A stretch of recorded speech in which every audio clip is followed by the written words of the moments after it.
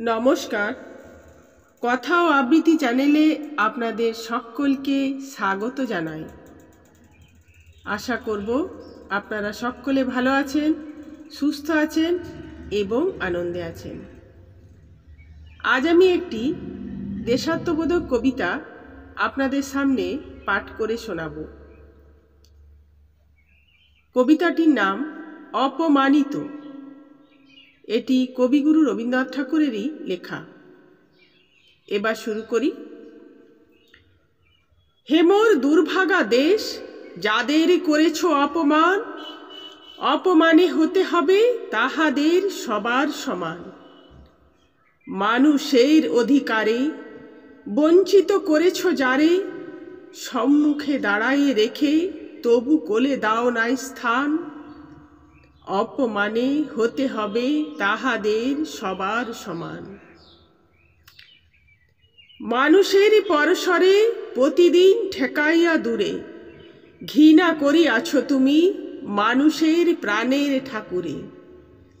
বিধাতার রুদ্র রোষে দুর্ভিক্ষের দ্বারে বসে, ভাগ করে খেতে হবে সকলের সাথে অন্ন পান।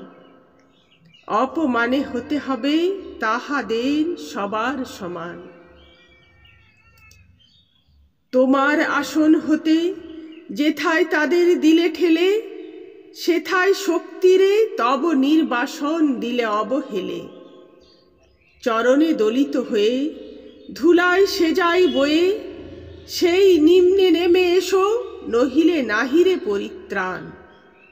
অপমানে হতে হবে আজি তোরে সবার সমান।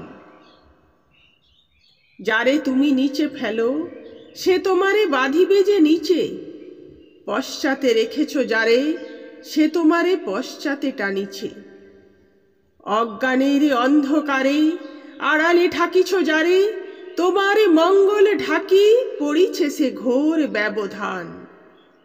অপমানে হতে হবে তাহাদের সবার সমান।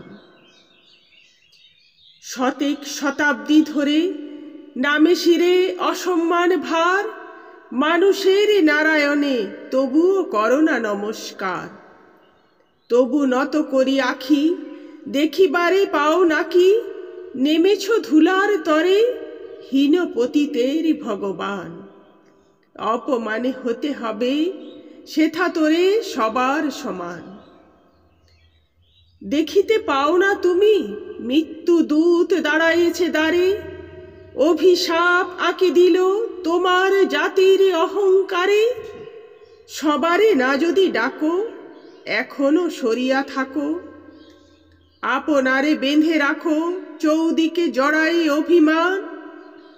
মৃত্যু মাঝে হবে তবে চিতাভস্মে সবার সমান। আজ এইটুকুই। তাই সকলকে নমস্কার জানিয়ে এখানেই শেষ করলাম।